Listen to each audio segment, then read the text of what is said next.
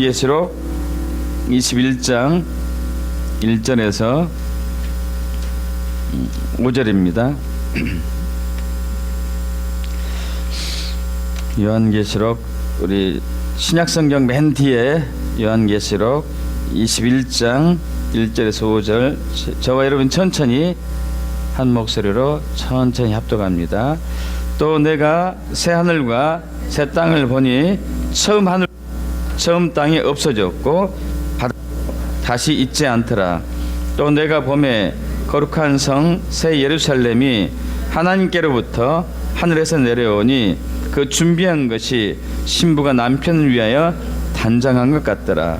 내가 들으니 보좌에서 큰 음성이 나서 이르되 보라, 하나님의 장막이 사람들과 함께 있음에 하나님이 그들과 함께 계시리니 하나님은 친히 그들과 함께 계셔서 모든 눈물을 그 눈에서 닦아주시니 다시는 사망이 없고 애통하는 것이나 곡하는 것이나 아픈 것이 아니하리니 처음 것들이 다 지나갔음이러라. 보좌에 앉으신 게 이르되 보라, 내가 만물을 새롭게 하노라 하시고 또 이르시되 이 말은 신실하고 참되니 기록하라 하시고. 아멘.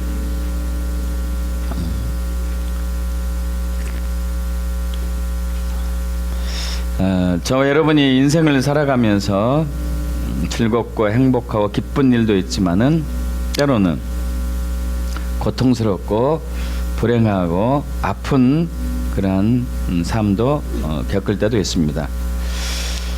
인생이 사람이 겪는 가장 불행한 고통 중에 하나가 아마 기억상실증이 아닌가 생각을 해봅니다. 우리 주변에 가끔 있죠. 특별히 소설이나 영화 혹은 드라마에서 자주 소재로 등장하기도 합니다. 어떤 강한 충격이나 견디기 힘든 사건으로 기억을 잊어버리는 거죠.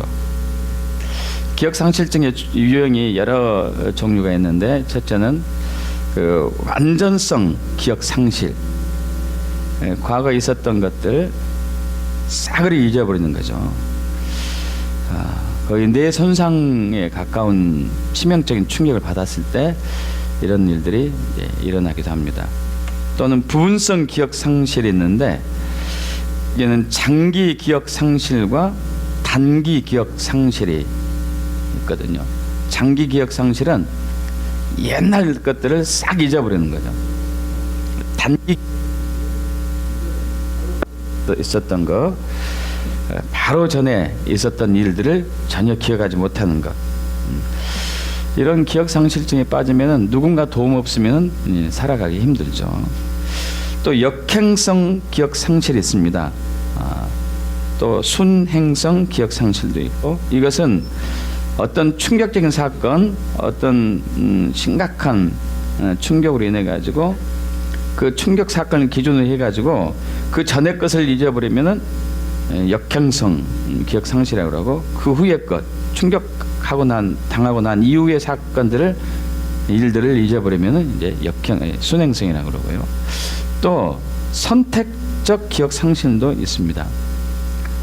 과거의 것들을 뜨문 기억하고 일부는 잊어버리는 경우.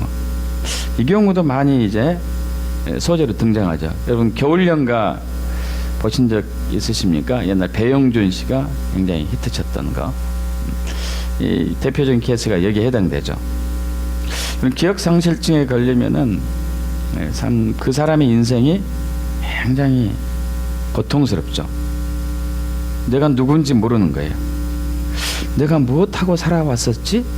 이것도 모르고, 내가 앞으로 뭘 해야 되지? 이것도 혼란스러운 것이죠. 또 주변 사람들도 힘들죠. 뭐 기억을 전혀 못하니까 뭐 하나하나 모든 걸 따라다니면서 이제 가르쳐주고 또 함께해야 되는 것 때문에 굉장히 힘들게 되죠.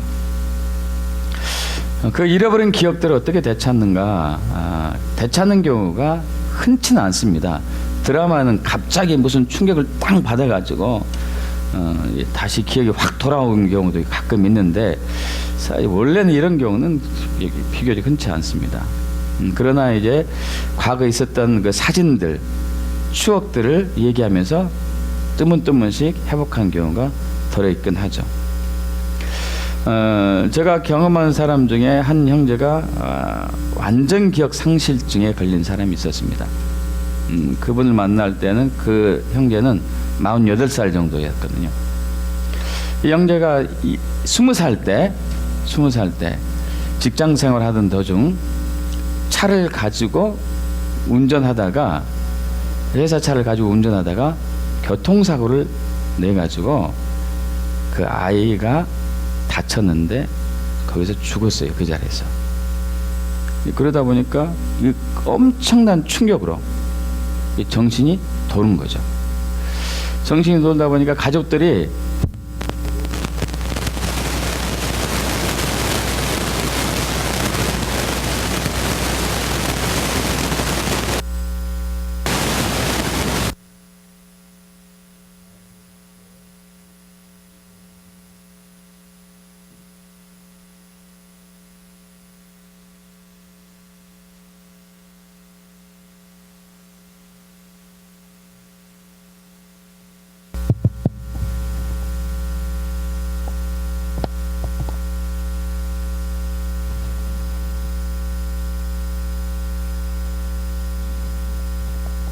죄송합니다.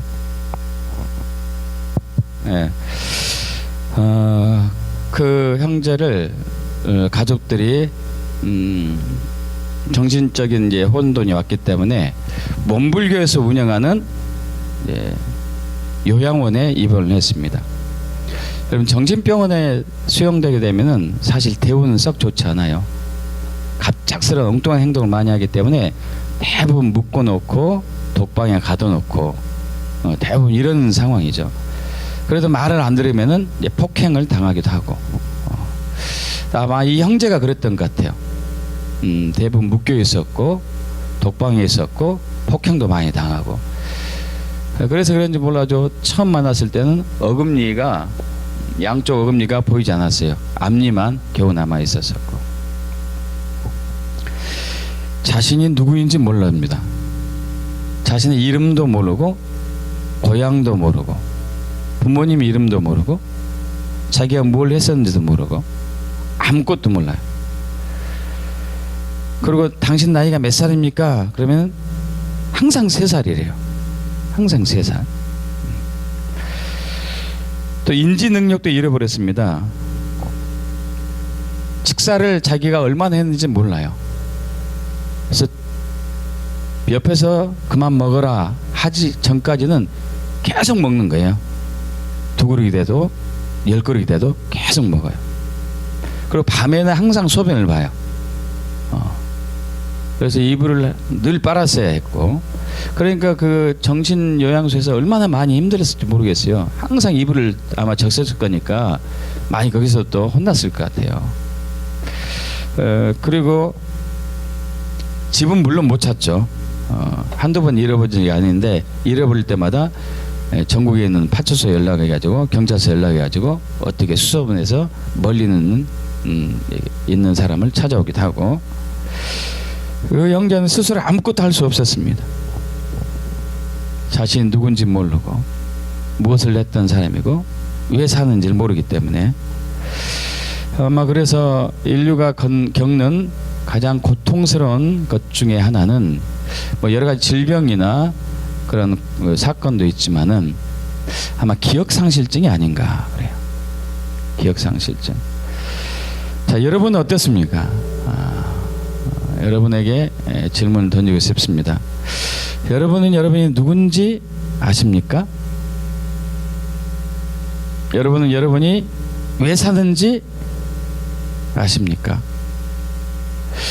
여러분은 여러분이 어디로 가고 있는지 아시는가요? 정말로 아십니까? 한번 본인을 생각해 보십시오. 내가 누군가? 여러분은 누구시죠? 여러분 지금 왜 살고 계시죠? 어디로 가고 있죠?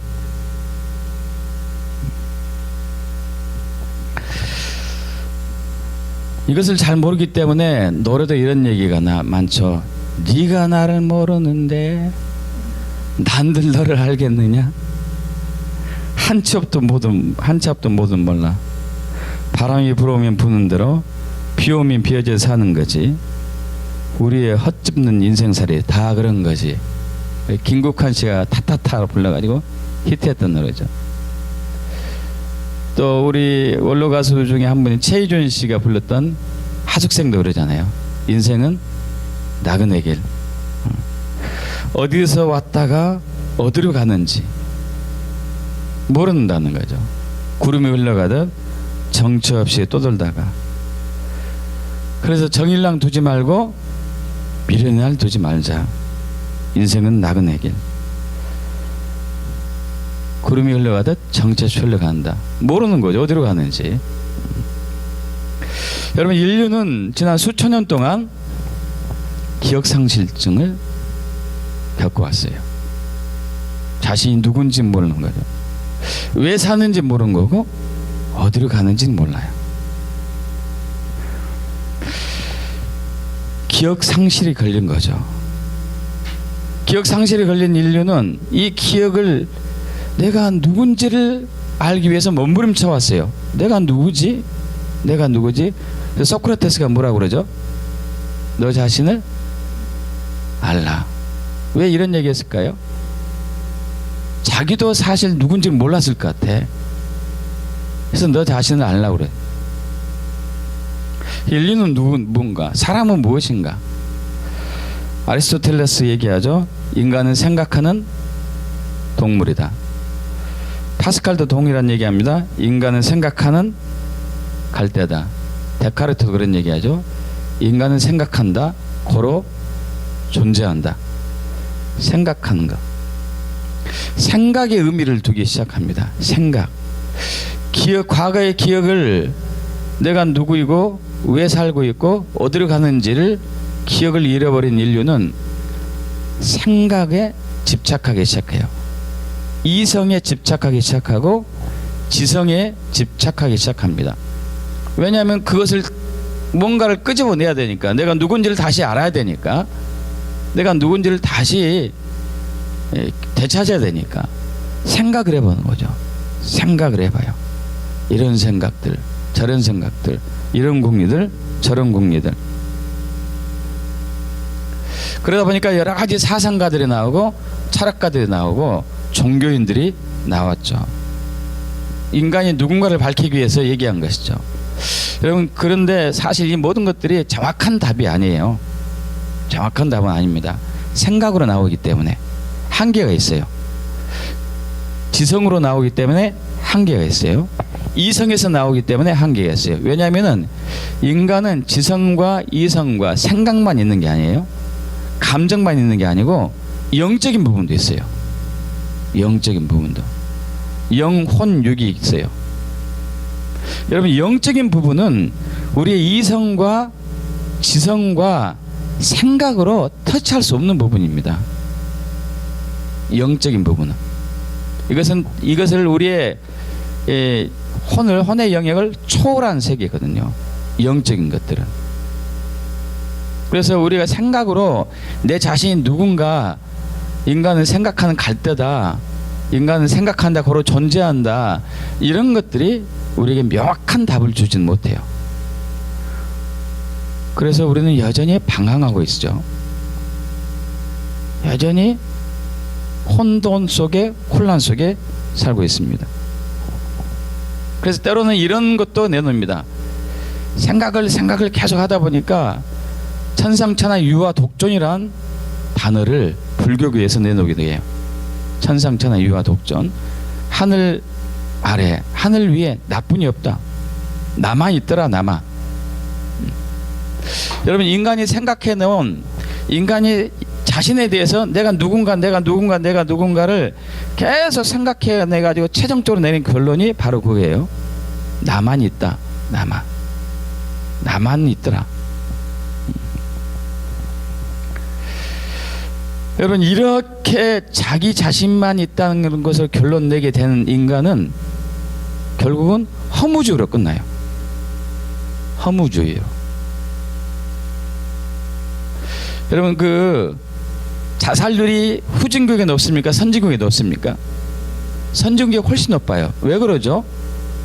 살기가 편하고 여러 가지로 생활 환경도 좋은데 왜 자살률이 훨씬 높을까요?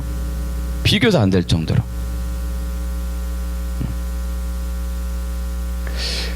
그것은 우리 자신에 대한 고뇌예요. 내가 누군지에 대한 고민됩니다.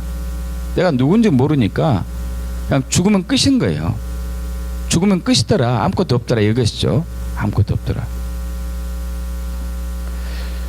그래서 우리가 어떤 문명이 발달하든지 간에 우리 삶의 조건이 좋아지든 간에 우리는 우리 자신이 누구인가로부터 우리를 명확하게 밝힐 수는 없습니다. 우리는 이 기억을 찾아야 돼요. 내가 누구인가. 이 기억을 회복해야 됩니다. 여러분 정말 회복하고 찾기를 축복합니다. 내가 누군지를 알아야죠. 내가 누군지를. 또 인류는 수천 년 동안 잃어버린 기억 중에 하나가 내가 왜 사는지를 모르는 거예요. 내가 왜 살아야 하는지, 내가 존재하는 이유가 뭔지. 그래서 노래에 또 무슨 노래가 있죠? 존재의 이유라는 것도 있어요. 존재의 이유. 내가 왜 존재하지? 내가 왜 살고 있지? 내가 무엇 때문에 살아야 되지?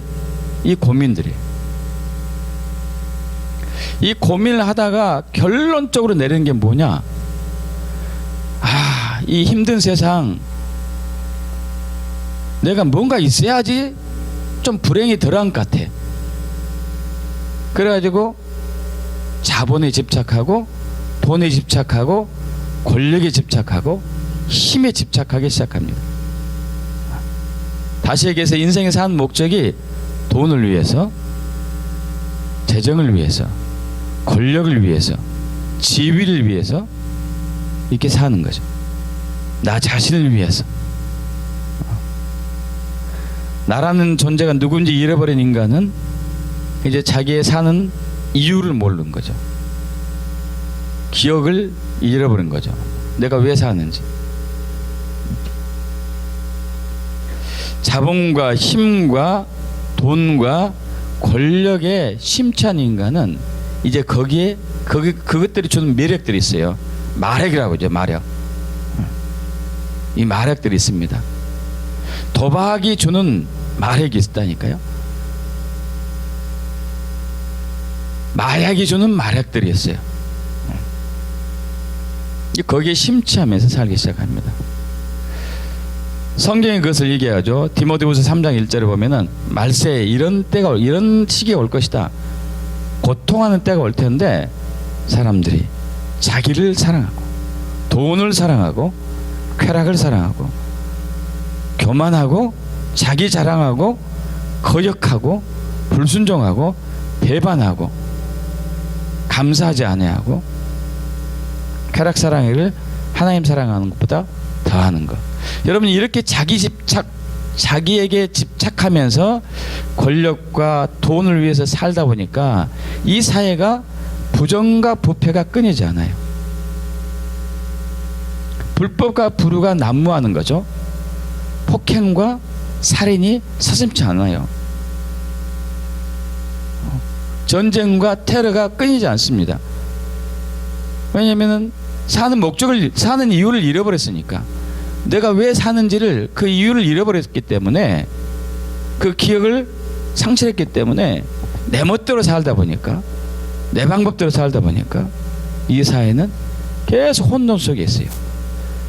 그래서 국민들이 범죄 많아서 못 살겠다, 사기꾼 많아서 못 살겠다, 내 재산 다 뺏겨서 못 살겠다, 이렇게 정부에게 외치면 정부는 새로운 제도를 만들고 새로운 법을 개정합니다. 국민들을 보호하기 위해서. 여러분 그런다 해서 이 사회가 좋아지지 않아요. 왜 그러죠? 내가 나를 위해서 살기 때문에, 돈을 위해서 살기 때문에, 권력을 위해서 살기 때문에, 내가 사는 이유를 잃어버렸기 때문에 세상은 계속 악해지고 있죠. 우리는 이걸 다시 찾아야 돼요. 할렐루야. 내가 왜 사는지를 기억을 회복해야 돼요. 여러분 그렇게 될 축복합니다. 그렇지 않으면 결국 나를 위해서 살아요. 결국 쾌락을 위해서 삽니다. 결국 세상 사람에 살 수밖에 없습니다. 내가 사는 이유를 모른다면. 또 하나 있죠. 우리는 우리가 어디로 가는지를 잃어버렸어요. 내가 어디로 가고 있는지 그 기억을 상실했어요. 여러분은 어디로 가고 계시죠? 인류는 지금 어디로 가고 있을까요? 어떤 사람은 죽으면 다 끝이라고 얘기합니다. 다 끝났어. 다 끝이야. 다 이제 흙으로 돌아가니까 이 세상 사는 동안은 즐거며 살자. 쾌세라. 노세 젊어서 노세. 늙어지면 못 노나니. 재밌게 살자 이거죠. 재밌게 살자. 쾌락주의. 또 어떤 사람은 윤회설을 주장하죠. 아니다. 사람은 죽으면은 또 다른 존재로 태어나는 것이다. 영원히 돌고 도는 것이다. 평소에 선을 쌓지 않으면 다음 세상에 태어날 때는 이상한 괴물로 태어날 것이다. 여러분은 과거에 아주 그 사자였는데 선한 사자였을 수도 있어요. 그래가지고 인간으로 태어나 살고 있는 거예요. 근데 나쁜 인간으로 살다가 다음 세대는 이제 구렁이로 태어날 수도 있을 것 같아. 여러분 이것은 사실 아니겠죠. 이건 아니겠죠. 어쨌든 착하게 살자는 취지에서 나오는 얘기될 수 있겠죠. 여러분 그러나 우리는 가야 할 곳이 있어요. 인류는 가야 할 곳이 있습니다. 저와 여러분 가야 할 곳이 있어요. 이것이 명확해야지만이 내가 사는 데 있어서 목적이 있어요. 이것을 인류는 잃어버렸죠. 내가 누군지 어디로부터 왔는지를 잃어버렸어요.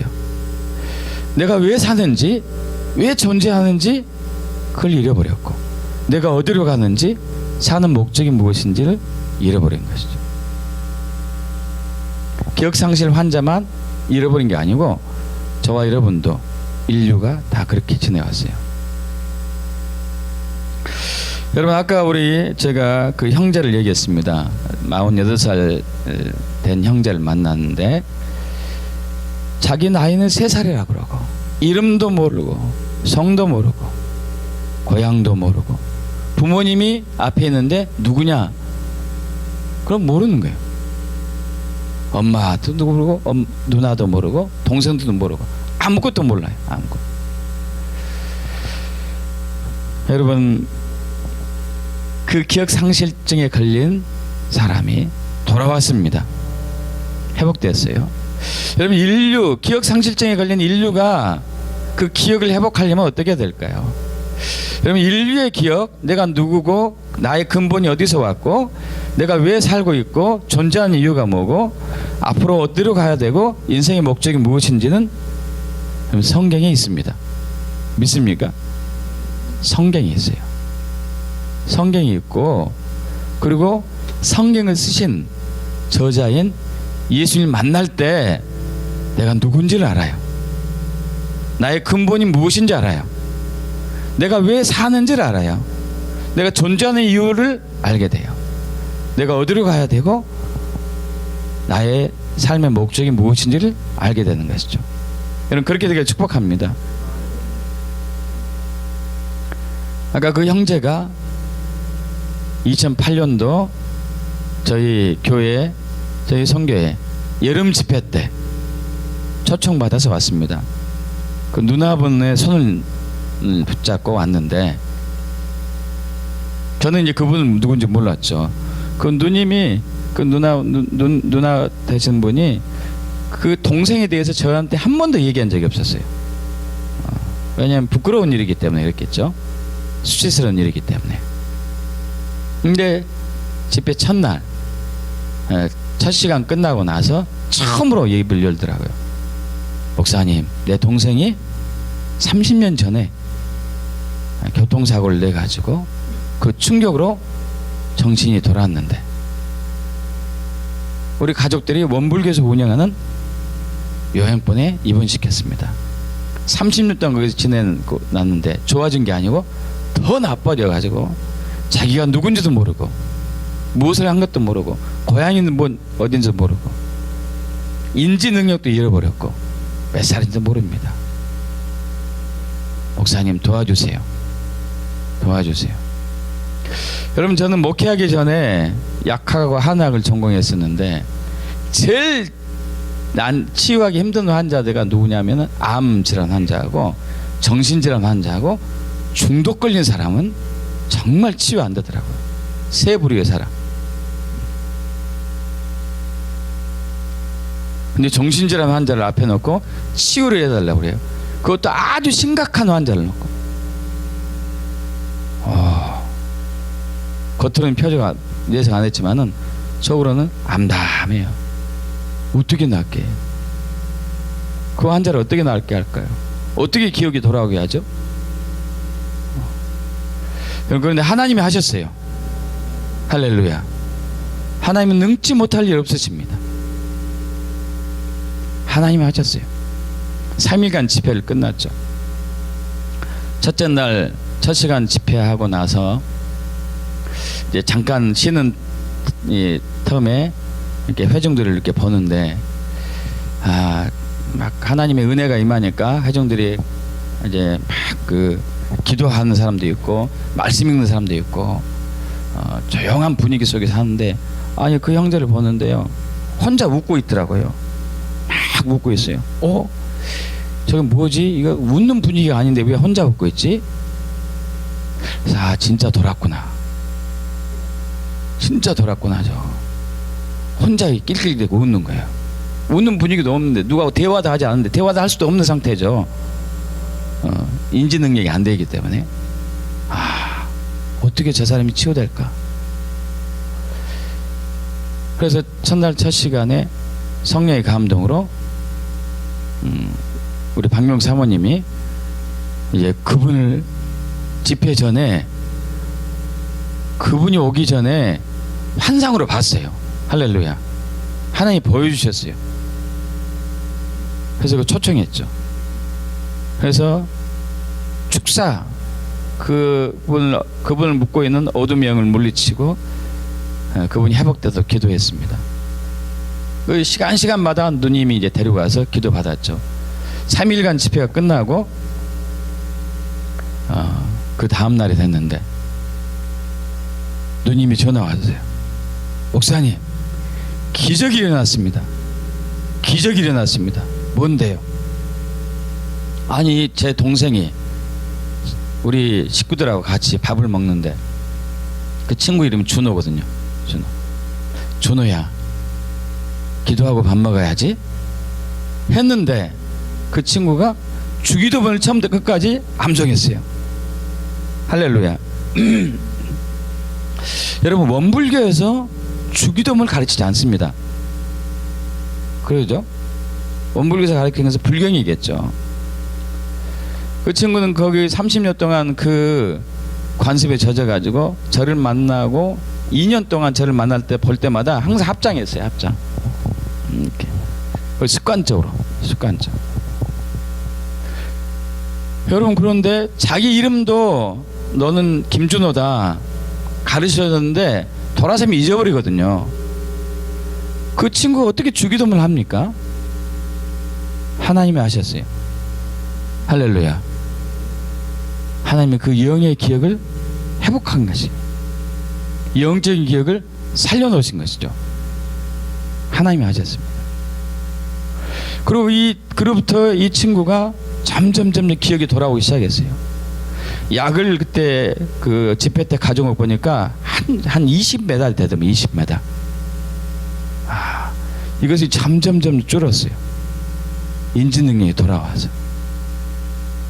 한 번은 그 누님하고 이 준호 형제가 어디 친척집을 갔다가 집으로 돌아오는 도중에 잠깐 이제 지하철 타고 돌아간 도중에 인천이 이제 누님 집이었는데 부천인가 인천 가기 전인가 어디서 잠깐 이제 쉬는 이제 정류장에서 이 친구가 사라져 버린 거예요. 큰일 났다 해가지고 온 경찰서에 연락했죠. 여러분, 그런데 그 친구가 집에 와 혼자 있었어요. 할렐루야. 집에 미리 와 있었어요. 누님은 그냥 큰일 났다 해가지고 경찰서 방방 곳곳마다 돌아다녔는데 이 형제는 먼저 집에 와 있었습니다.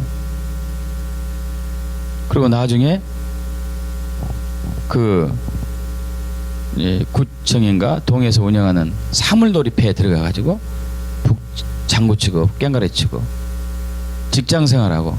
왜 이럴 수 있어요? 하나님은 하셔요.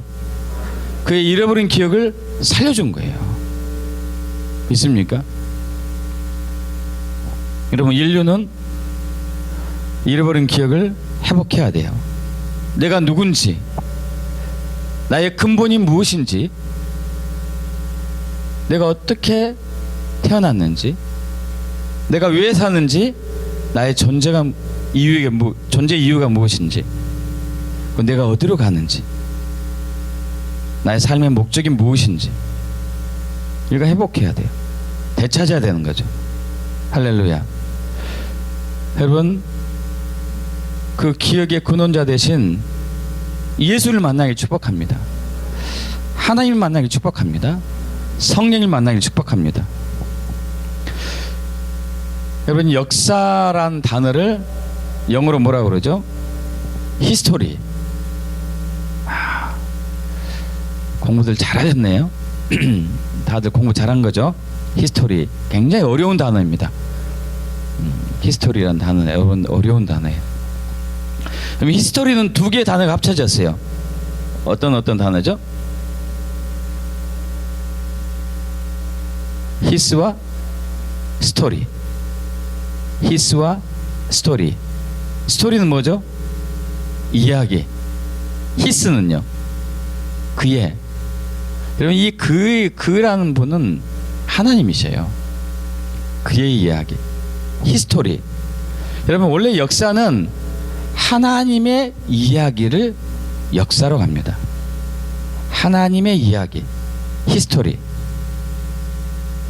하나님이 이 세상을 어떻게 창조하시고, 창조하신 목적이 무엇이고, 이 세상을 어떻게 운행해 가시고, 이 세상의 끝을 어떻게 역사하시고, 어떻게 영원 무궁토록 이 세계를 이끌어 가시는지, 그 역사를 히스토리라고 그래요. 히스토리. 하나님의 이야기. 그것이 성경에 쓰여 있죠. 하나님의 이야기. 그런데 인류의 역사가 시작되면서 하나님의 역사를 지우기 시작해요. 하나님을 거부하기 시작해요. 하나님을 부인하기 시작합니다. 여러분, 앞으로 인공지능 시대가 이미 돌입했고 어마어마한 인공지능 로봇이 나올 겁니다. 인류가 걱정하는 것 중에 하나가 있어요. 인공지능, 그러니까 우리가 만든 로봇 있잖아요. 지금 뭐 청소하는 거, 청소기, 그 빨래하는 거, 그리고 이제 전자레인지 수준에 그쳤지만, 이제 앞으로 지금도 이미 그런 상태지만은 뭐 환자들 돌보는 역할까지 지금 하고 있습니다. 그죠? 그리고 어떤 데는 문 앞에서 마네킹들이 안녕하세요, 환영합니다, 이것도 할 수 있어요. 어떤 데는 로봇이 음식을 나르기도 해요. 점점점 개발돼 가지고 지능이 생긴다. 이 지능이 스스로 생각하고 스스로 판단할 수 있는 지경까지 이 로봇이 발달할 수 있어요. 또 그렇게 될 거라고 보죠. 여러분, 그 로봇이 도대체 어디까지 발달할 수 있을까요?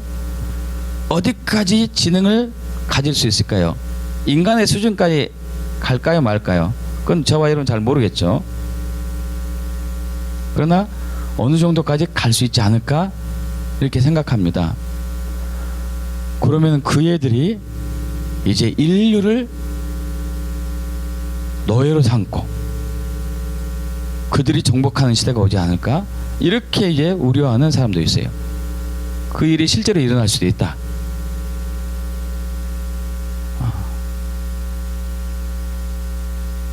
그래서 로봇이 이제 우리의 존재는 어디서 왔는지 우리가 스스로 생긴 거야. 우리가 사는 목적은 우리가 우리를 위해서 사는 것이고, 우리는 로봇의 세계를 영원히 존속하기 위해서 살아가지. 저 인류는 뭐지? 인류는 우리에게 거창스러운 존재들인데, 우리가 만물의 영장인데 저 인류는 뭐야? 쟤들 이거 쓸어버리지 뭐. 이런 세상이 올 줄 모르겠어요. 실제로 어떤 이제 여기에 전문으로 종사하는 분 중에 한 분은 이런 시대가 오기 전에 자기는 자살해 볼 거래요. 왜냐하면 자기가 만든 로봇이 자기를 해치는 시대가 오면 얼마나 황당하겠어요. 이길 수는 없고, 힘이 너무 세니까, 로봇으로 돼가지고 너무 세니까 이길 수는 없고, 그런 세상이 오기 전에 인류가 빨리 망해버려야 된다, 뭐 이렇게까지 얘기할 정도로. 무슨 제가 말씀드리려고 하냐면은, 우리가 만든 로봇이 자기들이 스스로 존재한 것처럼, 자기들이 인생이 있고 자기들의 뭐가 있는 것처럼 인류는 사라지게 만든다면은 이거 정말 황당한 일이 아니에요? 그런데 인류가 그렇게 해왔어요. 하나님의 저와 여러분을 창조했습니다. 우리는 그걸 부인해요. 우리가 진화론적으로 저절로 생긴 거지. 수억 년에, 수십억 년의 막 변화 속에서 싹 생긴 거야. 여러분, 저기 폐차장 여러분 아시죠? 폐차장에 가서 차를 폐차시킵니다. 차를 폐차시키죠. 폐차된 그 차 부속품들이 많이 있을 거예요. 그 부속품들을 커다란 원형 틀에 넣어놓고 뱅뱅뱅뱅뱅 돌려요. 이제 막 돌립니다. 한 이제 10억 년을 돌렸어요. 그러면 시계가 빵 하고 태어나요. 여러분, 이럴 가능성이 있습니까? 어떻게 생각하세요?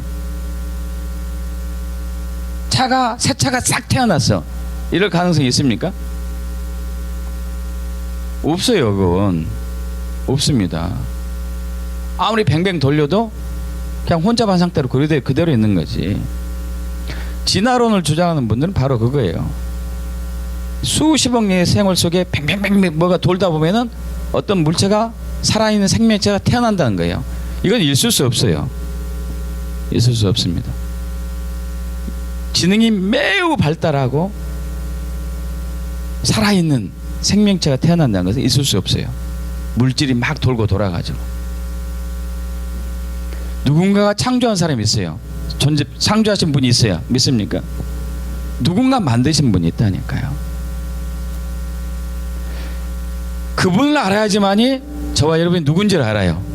할렐루야. 그분을 알아야죠. 저와 여러분을 만든 사람이 누군지를 알아야지 우리가 누군지 알 수 있을 거 아니에요. 여러분, 로봇을 만든 사람은 누군지를 알아야지만이 자기를 아는 거 아니에요? 그러지 않습니까? 자기를 만든 사람이 누군지 모르는데 지가 누군지 지가 어떻게 알아? 그래서 로봇이 그렇게 노래한다니까요. 네가 나를 모르는데 내가 너를 알겠느냐? 로봇이 앞으로 그런 노래 할 거예요.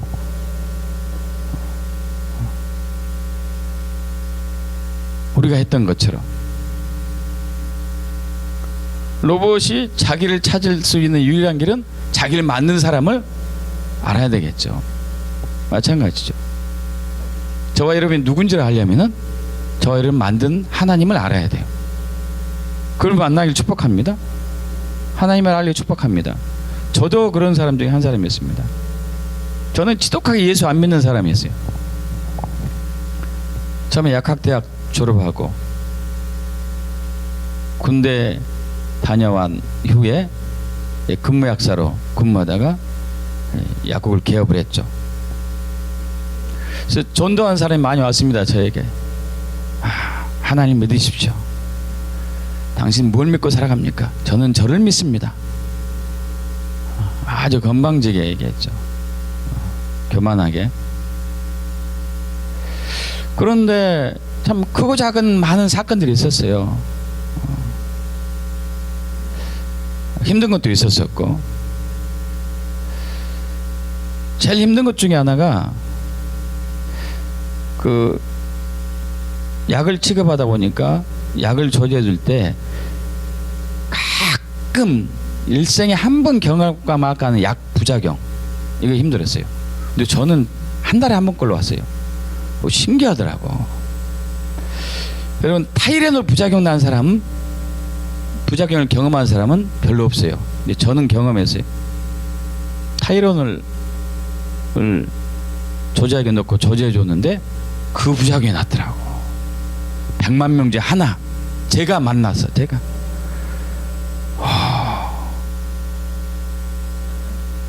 항생제 부작용은 뭐 수시로 있었었고, 제일 황당한 것은 소화제 먹고 쓰러진 사람 처음 봤어요. 와. 아니, 소화가 안 됐다고 약국에 왔어요. 그래서 소화제 물약하고 알약 2개를 줬죠. 흔히 그러잖아요. 먹고 1분 있더니 쓰러졌어요. 이런 황당한 일이 어디 있어요? 황당한 일이. 들쳐갖고 병원으로 튀었죠. 뭐. 택시 속에서 또 대변까지 보더라고. 와. 엎친데 겹친다고.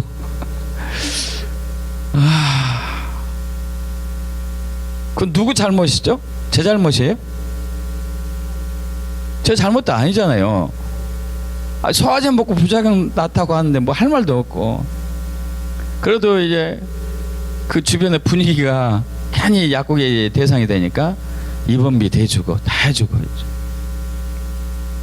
너무 힘든 상황인데 제 아내가 그 처형하고 친언니하고 3분이서 기도원을 갔어요. 기도원을. 기도원에 딱 갔었는데 그 기도원 원장이 제 아내를 보자마자 저에 대해서 얘기하더래.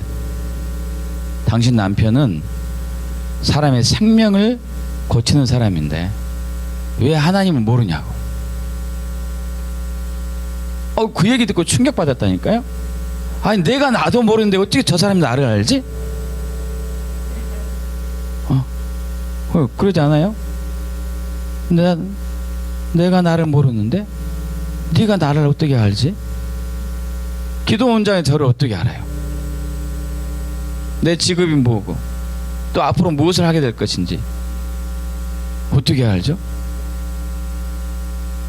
하나님이 저를 창조하셨으니까. 할렐루야. 여러분 믿습니까?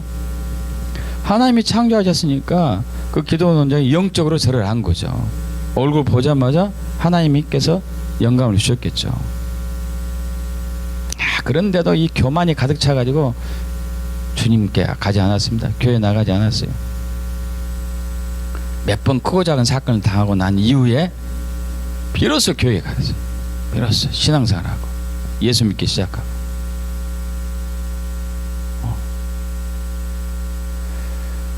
여러분, 예수 믿고 나니까, 예수를 만나고 나니까 내가 누군지 알겠더라고요. 할렐루야. 내가 어디서 왔는지 알 수 있어요. 믿습니까? 내가 왜 사는지도 알게 됐어요. 내가 왜 사는지, 내가 어디로 가야 되는지 알게 됐어요. 할렐루야. 그리고 진짜 신기했다는 일은 약 부작용이 사라졌어. 정말 신기했어. 정말. 아니, 1년 동안 제가 5번 경험했다니까요. 남은 평생에 한 번 경험할 것을. 약 부작용이 그러거든요. 별로 안 나와요. 100만 명 중에 한 명인데, 10만 명 중에 몇십만 명 중에 한 명인데, 그 경험하는 것은 진짜 복권 당첨보다 어려웠거든요. 그것을 2, 3개월 한 번씩 경험했으니까 얼마나 힘들겠어요. 근데 그 뒤로 없어졌어요. 이게 있긴 있었는데 피해 가더라고. 한 번은 그 뭐니까 노동판에서 일하시는 분, 건설업 하시는 분, 그분이 이제 소문 듣고 찾아왔습니다. 하나님의 지혜로 제가 조절을 잘했거든요. 그래서 기관지염인데 3개월로 병원 다녔는데 안 낫대요. 그래서 여기 오면은 완전히 치유가 될 거라고 믿고 왔다고. 그래서 그분에게 일주일분 약을 조절했었어요. 페니실린, 설파제 꼭 들어가죠. 가래 제거제, 뭐 여러 가지 약들 들어가죠. 나머지 비방이 있는데 안 가르쳐주죠. 저의 노하우니까. 근데 이분이 3일 먹고 완치됐네? 석 달 다녔던 병원 다니다 안 났던 것들이. 그러니까 이 약을 자기랑 같이 근무하는 똑같은 사람, 똑같은 증상인 사람한테 줬어요. 그분이 먹었습니다. 그분이 그 약을 먹고 한 봉지 먹고 부작용 나서, 썰파제 부작용 났는데 머리부터 발끝까지 껍질이 다 벗겨졌어요. 고추까지 벗겨졌더라고. 와. 병원에 한 달 입원했어요. 그만. 근데 저하고 관계 있어요, 없어요? 관계 없더라고. 내가 직접 저증사 아니니까.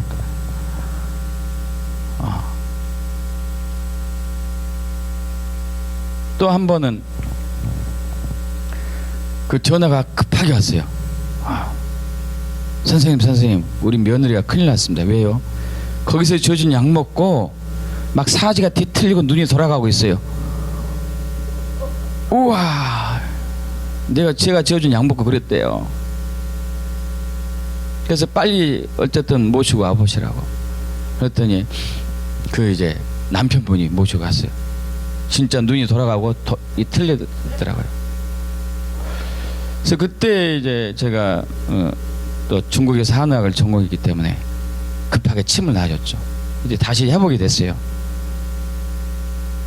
회복됐는데 1시간 되니까 또 돌아가더라고요. 이분 안 되겠구나. 이분이 이제 보니까 완전히 탈진 상태예요. 그래서 병원 응급실 빨리 가서 주사 맞으면 바로 일어납니다. 걱정하지 마십시오 하고 이제 보냈죠. 보내고 나는데 걱정되는 거예요. 야, 남편이 와가지고, 남편도 떡대가 좋더라고요. 뭐 소독노가 생겼어. 가볍게 소리만 질러도 막 이제 심장이 뛸 정도로 굉장히 우락부락하게 생긴 사람입니다. 아니, 이분이 와가지고 당신이 줘준 약 먹고 내 마누라 이렇게 됐다, 책임져라, 병원비 보내고 직장 사람인데 직장도 못 가고 다 해라. 그럼 또 해줘야 되잖아요. 와, 이제 걱정되는 거, 걱정. 아니나 그 다음날 남편은 오시더라고. 저기서 오는 거예요. 얼굴이 부글부글 해가지고 오는 것 같아, 느낌이. 문을 팍 열고 들어왔어요. 얼마나 노심초사해요. 약사님, 예, 감사합니다. 오, 반전이 일어났어요. 무슨 소리, 감사할 일인가 이게? 뭔 감사할 일이 갑자기 생겼다지? 약사님 말씀대로 했더니 링겔이 맞는 순간에 돌아오더만요, 이게. 그래서 자초지종 물어보니까요, 이 며느리가 이제 시댁하고 같이 사는데 시어머니하고 싸웠어요. 싸워가지고 감기는 잔뜩 걸렸는데 이틀 동안은 밥 한 톨도 먹지 않고 약만 먹은 거예요, 약만.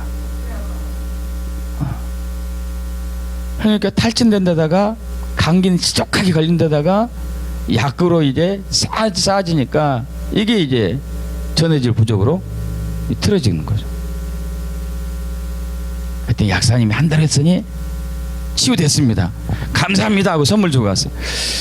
할렐루야. 여러분, 예수를 믿기 전과 믿고 난 이후가 달라지는 거예요. 믿습니까? 하나님 보호하셔요. 하나님이 지켜주시고 하나님이 함께 하시고. 왜냐하면 그분이 저를 창조했기 때문에. 믿습니까? 또 그분은 저를 향한 계획이 있기 때문에. 할렐루야. 저를 향한 계획이 있으셨어요. 저는 몰랐죠. 저를 향한 새로운 계획이 있었는지. 저는 그냥 약사 한의사로서 이렇게 환자를 열심히 치유하면서 전도하다가 그냥 주님 앞에 가면 끝인 줄 알았는데, 오늘 갑자기 저를 불러가지고 신학을 하게 하고 목회를 하게 하고 저의 존재 이유가 뭔지를 알려주셨어요. 사는 이유가 뭔지를 알려주신 것이죠. 할렐루야. 제가 그분을 몰랐으면 저는 죽어도 목회는 교회 근처도 안 갈 사람이거든요. 그분을 알고 나니까 제가 누군지를 알고 제 근본이 무엇인지를 알고 내가 왜 사는지를 알아요. 내가 앞으로 어디로 가는지 압니다. 여러분이 어디로 가는지 아십니까? 저와 여러분은 하나님 나라로 가요. 할렐루야. 하나님 나라로 갑니다. 저와 여러분이 가야 할 곳은 하나님 나라예요. 아니, 하나님 나라가 오고 있어요. 할렐루야. 하나님 나라로 가는 표현보다도 하나님 나라가 지금 오고 있어요. 이 표현이 더 정확하죠. 예수님이 2000년 전에 얘기하셨습니다. 회개하라, 천국이 가까이 왔다. 천국이 오고 있다는 거예요. 그 천국에 입성하려면은 회개하고 나 예수를 믿어야 된다는 거죠. 2000년 전에 말씀하신 초림 예수님, 처음 오신 예수님께서, 이 땅에 처음 오신 육신의 옷을 입고 처음 오신 예수님께서 첫 번째 메시지가 그랬어요. 회개하라, 천국이 오고 있다. 그래서 그분은 천국에 대한 것을 보여주셨습니다. 지금 오늘 우리가 읽었던 본문 말씀이 천국에 대한 모형이에요. 다시 한번 우리 처음 또 요한계시록 21장 1절부터 5절 천천히 합독해 볼까요? 또 내가 새 하늘과 새 땅을 보니 처음 하늘과 처음 땅이 없어졌고 바다도 다시 있지 않더라. 또 내가 보매 거룩한 성 새 예루살렘이 하나님께로부터 하늘에서 내려오니 그 준비한 것이 신부가 남편을 위하여 단장한 것 같더라.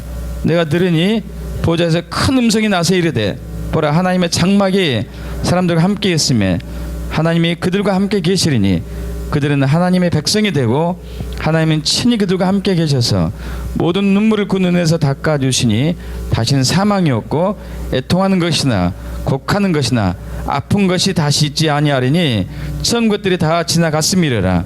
보좌에 앉으시니까 이르시되 보라, 내가 만물을 새롭게 하노라 하시고 또 이르시되 이 말은 신실하고 참되니 기록하라 하시고. 아멘.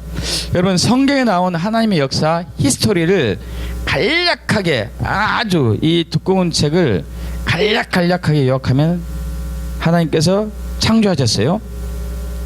천지 만물을 창조하시고 저와 여러분을 창조하시고 에덴 동산도 창조하시고. 믿습니까? 그리고 에덴 동산에서 아담과 하와가 하나님과 사랑의 친밀한 교제를 나누면서 서로 함께 이렇게 살아가고 있는데 인류가 타락하죠. 하나님의 말씀에 불순종해서 죄를 짓게 되죠. 자, 타락한 인류를 다시 구원하고자 하나님은 계획을 또 이미 그 전에 세워놓으신 것이죠. 구원하시죠. 할렐루야. 구원. 자, 하나님의 역사가 창조, 인류의 타락, 구원이에요. 하나님의 역사가 창조, 구원입니다. 2000년 전에 독창자 예수 그리스도를 이 땅에 보내셔가지고 인류의 모든 죄를 안고 십자가에서 고난당하시고 죽으시고 부활을 통해서 인류가 지고 있는 죄와 사망, 이 저주에서 구원하셨습니다. 구원이죠. 구원. 그리고 예수 믿는 사람들을 새롭게 창조해요. 고린도후서 5장 17절, 누구든지 그리스도 안에 있으면 새로운 피조물이라. 이전 것은 지나갔으니 보라, 새 것이 되었다다. 자, 하나님은 이제 새 창조를 하고 계십니다. 이미 새 창조가 사실 끝났다고 봐야 되는데 다시 올 하나님 나라, 예수의 재림과 함께 다시 오실 예수님과 올 하나님 나라가 있어요. 믿습니까? 저와 여러분이 그리로 가는 거죠. 다시 얘기해서 저와 여러분이 사는 목적이, 방향이 이제는 하나님 나라를 맞을 준비를 해야 돼요. 재림 예수를 맞이할 준비를 해야 돼요. 여러분 그렇게 살아가고 계신가요? 재림 예수를 맞을 준비를 하고 계십니까? 주님 나라가, 하나님 나라가 예수의 재림과 함께 올 텐데 하나님 나라를 맞이할 준비하고 계신가요? 준비가 되었는지요? 재림 예수를 맞이할 준비가 되었는지요? 분명히 예수님께서는 복음서에서 깨어서 준비하라고 얘기했어요. 있습니까 여러분? 깨어서 준비해라. 내가 도둑같이 올 거다. 갑자기 올 거야. 깨어서 준비해라. 믿지 않은 사람들은 그냥 자기를 위해서, 세상을 위해서 살지만, 믿는 사람들이 삶의 방향을 잃어버리면 안 돼요. 그 기억을 회복해야 돼요. 내가 왜 살고 있고 어디로 가야 되는지. 여러분, 가야 할 곳이 있습니다. 하나님 나라. 우리가 맞이해야 할 나라가 있어요. 하나님 나라. 믿습니까? 그 나라는 무조건 들어가지 못하죠. 준비된 자만이 들어가죠. 준비된 사람만이 들어갈 수 있어요.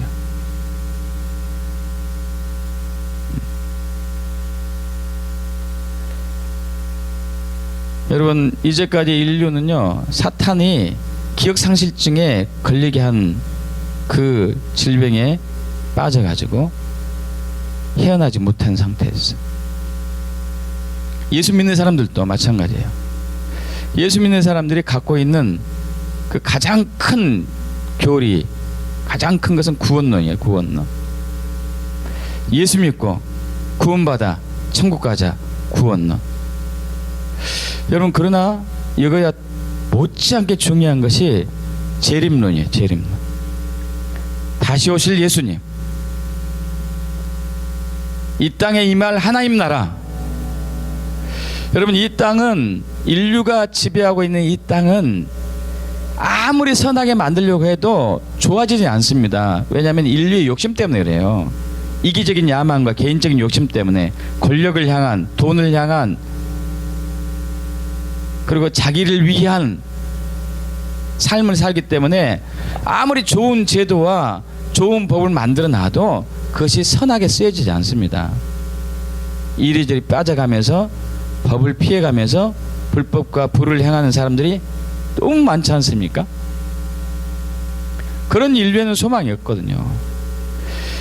억울한 사람이 없어야 돼요. 이 땅에 공의가 있어야 되죠. 정의가 있어야 됩니다. 사랑이 있어야 돼요. 할렐루야.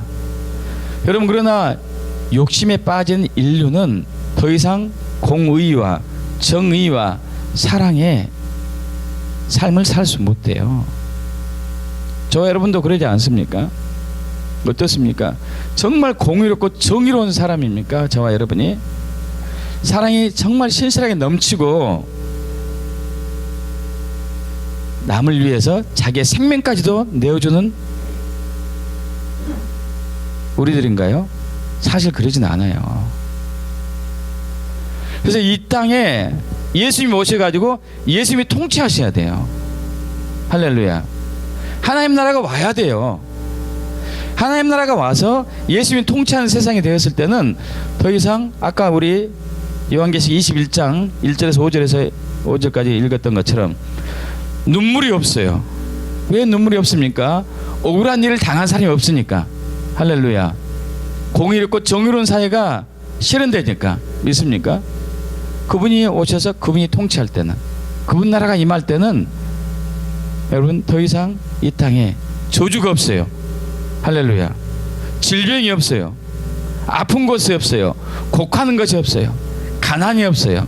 전쟁이 없어요. 불행이 없어요. 테러가 없습니다. 그분이 왕이기 때문에. 할렐루야. 여러분, 그 나라가 속해 와야 되죠. 믿습니까? 여러분, 이 인류가 뭔가를 열심히 문명을 더 나은 문명을 개발하고 더 좋은 제도를 만들고 민주주의 아니라 민주주의 할아버지를 만든다 하더라도 역시 불행은 마찬가지예요. 역시 죽어가고, 역시 저주받고, 역시 가난하고, 한쪽에서는 부와 잔치가 일어나고 한쪽에서는 굶어 죽어가고 있고. 이건 어쩔 수 없습니다. 저와 여러분의 한계 때문에, 이성적으로 감성적으로만 살아가는 한계 때문에, 영적인 세계를 모르기 때문에. 그러나 영이신 하나님이 만물을 창조하시고 구원하시고 회복하시고 새롭게 하시는 하나님이 이 땅에 왕으로 오실 때, 하나님 나라가 임할 때는 그때는 완전히 달라지죠.